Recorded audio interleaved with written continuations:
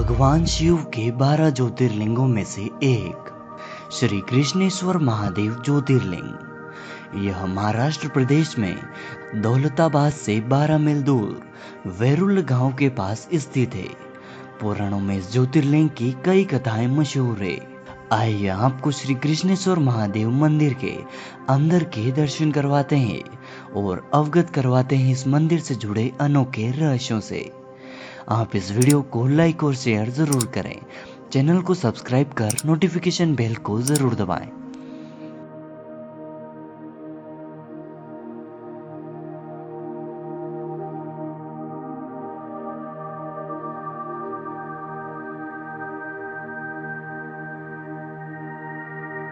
पुराणों के अनुसार एक अत्यंत तेजस्वी तपोनिषद ब्राह्मण सुधर्मा दक्षिण देश में देवगिरी पर्वत के पास रहा करते थे। इनकी पत्नी का नाम सुदेहा था। यह दोनों आपस में बेहद ही प्रेम करते थे, परंतु इनकी कोई संतान नहीं थी। ज्योतिषी गणना से यह पता चला था कि सुदेहा गर्भवती नहीं हो सकती है, लेकिन फिर भी वह संतान चाहती है। तब सुदेहा ने अपने पति यानी सुधर्मा से कहा कि वह उनकी छोटी बहन से दूसरा विवाह कर ले। सुधर्मा ने पहले तो यह बात नहीं मानी, लेकिन सुदेहा के बार बार की जिद ने सुधर्मा को झुका ही दिया। ब्राह्मण सुधर्मा अपनी पत्नी की छोटी बहन घुष्मा को विवाह कर घर पर ले आए। घुष्मा अत्यंत विनीत और सदाचारिणी स्त्री थी, साथ ही शिव शंकर की परम भक्त थी। घुष्मा प्रतिदिन 101 पार्थिव शिवलिंग बनाती थी और पूरे मन से उनका पूजन करती थी। शिवजी की कृपा ऐसी थी कि कुछ ही समय बाद उसके घर पर एक बालक ने जन्म लिया। दोनों बहनों की खुशी का ठिकाना न रहा। दोनों बहुत प्यार से रहती थी, लेकिन पता नहीं कैसे सुदेहा के मन में एक गलत विचार घर कर गया। उसने सोचा कि इस घर में सब कुछ तो घुष्मा का ही है, मेरा तो यहाँ कुछ भी नहीं है।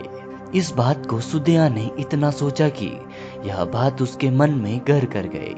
सुदेहा सोच रही थी कि संतान भी उसकी नहीं है और उसके पति पर भी घुष्मा ने हक जमा रखा है। घुष्मा का बालक भी बड़ा हो गया है। इन्हीं सब को विचारों के चलते उसने घुष्मा के पुत्र को रात में सोते समय ही मौत के घाट उतार दिया। वहीं उसके शव को तालाब में फिकवा दिया। यह वही तालाब था जहां घुष्मा हर रोज पार्थिव शिवलिंगों का विसर्जन करती थी। जब सुबह हुई तो पूरे घर में कोहराम मच गया। घुष्मा और उसकी बहू फूट फूट कर रोने लगे, लेकिन घुष्मा ने शिवजी में अपनी आस्था नहीं छोड़ी। उसने हर दिन की तरह ही इस दिन भी भगवान शिव की भक्ति की। पूजा समाप्त होने के बाद जब वह पार्थिव शिवलिंगों को तालाब में विसर्जन करने गई तो उसका बेटा तालाब के अंदर से निकलकर आता हुआ दिखाई दिया। बाहर आकर वो हमेशा की तरह घुष्मा के चरणों में गिर पड़ा। ऐसा लग रहा था कि मानो घुष्मा का पुत्र कहीं से घूमकर आ रहा है। तभी शिव जी प्रकट हुए। उन्होंने घुष्मा से वर मांगने को कहा, लेकिन भगवान शिव सुदेहा की इस करतूत से बेहद ही क्रोधित थे।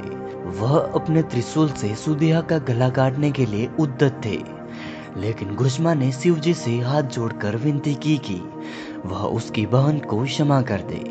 जो उसने किया है वह जघन्य पाप है, लेकिन शिवजी की दया से ही उसका पुत्र उसे वापस मिला है। वह सुदेहा को माफ कर दे। घुष्मा ने शिवजी से प्रार्थना की कि लोक कल्याण के लिए वह इसी स्थान पर हमेशा के लिए निवास करे।